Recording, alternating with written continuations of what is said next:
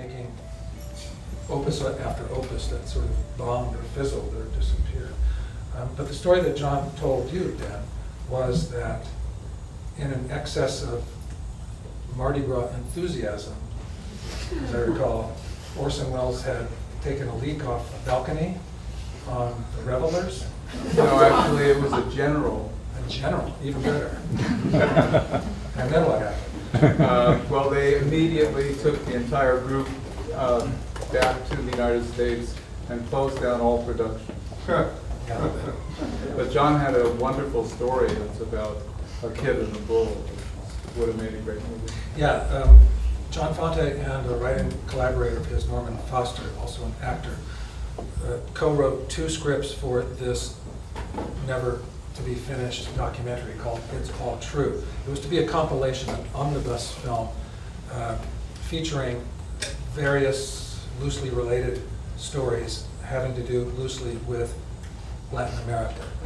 John Fante and Norman Foster wrote a script called My Friend Bonito about a young fighting bull and a boy who love each other and end up in the bull ring, which was partially filmed. This is a movie you can see parts of if you have access to some fairly rare screen gems. And the other script that he and Foster wrote was called Love Story. I think the first page of Love Story is right behind me. Orson Welles made his writers sign agreements that the stories they wrote would be true.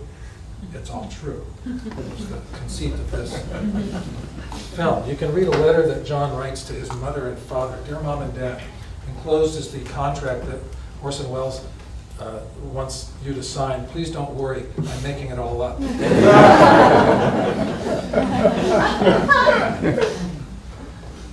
John. John Fante, John's Yeah, nephew. my uncle.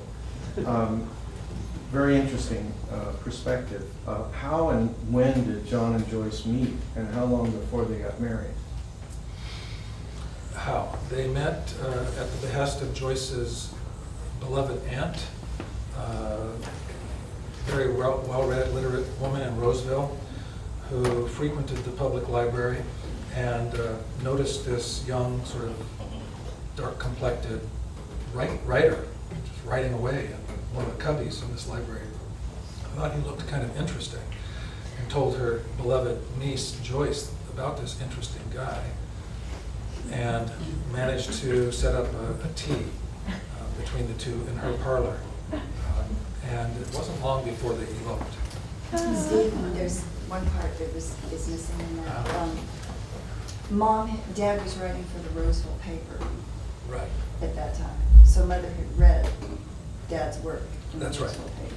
That's right. He was And writing. she had mentioned it to her aunt, and then her aunt took note and knew it was from that. Vicky's right, and as usual, Joyce had taken the initiative.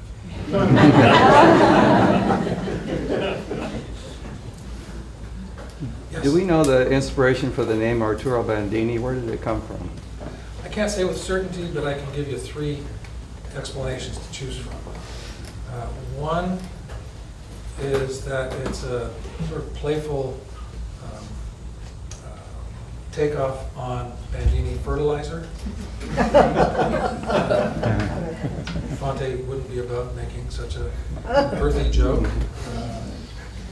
2 is that it's an Italianization, if that's a word, of Arthur Banning. Arthur Banning is a fictional character in John's imagination that appears in The Road to Los Angeles, based loosely on General Phineas Banning, the father of Los Angeles Harbor. And the third possibility, my favorite, is that because Fante was quite a well self-taught student of Los Angeles and Los Angeles history, he may have come across the name Arturo Bandini in histories of old Spanish Los Angeles. Don Arturo Bandini was one of the Bandini family. You'll still see Bandini Boulevard in downtown LA. Don Arturo Bandini was the opposite altogether of our Arturo Bandini. A learned, bookish, retiring gentleman. Arturo Bandini is everything but that. So, as I say, take your pick.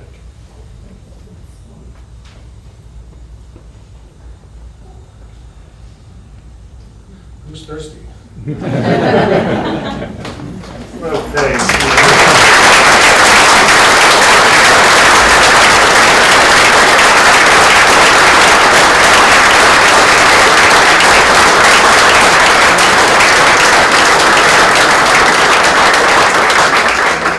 So we have refreshments over here, books in the Smith room, and thank you all for coming, and stay and enjoy yourself and take in the exhibition.